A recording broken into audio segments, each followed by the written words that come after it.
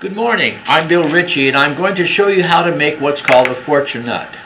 I invented the Fortunut in the 1990s sometime, and I was looking for a way to use walnuts, English walnuts in this case, and I came up with two inventions. One's called a walnut, which is a half of a walnut shell that has a magnet in it so you can stick it to your refrigerator door and it looks like it's on the wall. Another one had a push pin embedded inside so you could actually push it into a wall, a cork board, something like that, and pin up little pieces of paper, and those were called walnuts.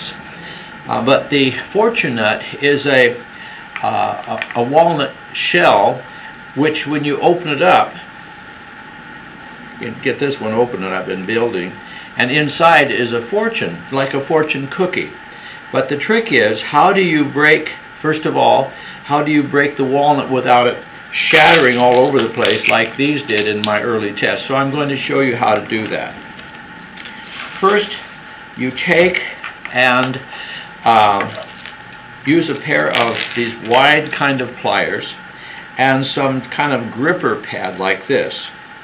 And then you hold it so that the seam of the walnut is exactly placed. Well, this one looks like it has three. Well, I'll fit a different one. Too confusing. This one has clearly a line that goes around it. And you're starting with the big end. You place the jaws of the plier so that it's exactly on the seam, like that. You park it right on the seam itself and gently squeeze.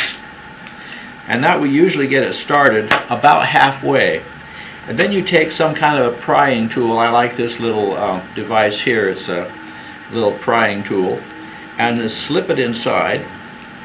And usually, if you did it right, it'll come out in two complete halves in a way. It won't break completely in half, but that's actually an advantage. And then, of course, your reward is that you get to pick out the walnut meat. And if you're alone, you can eat it. If you're with somebody, of course, the best thing to do is to give it to them. I love English walnuts. Well, you're about set.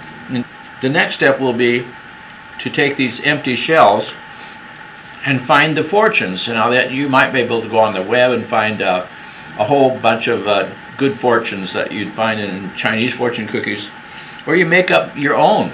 You know, what would you think your guests or your friends or customers would like to have as a fortune? And you put those in there and print them out in very tiny typeface, like 4-point type, on little pieces of thin paper, and print them on your printer, and then roll them up and put them inside.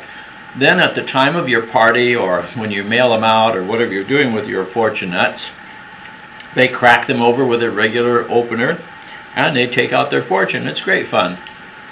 So I thought you'd like to see that, and just remember, I'm Bill Ritchie. Thanks for watching.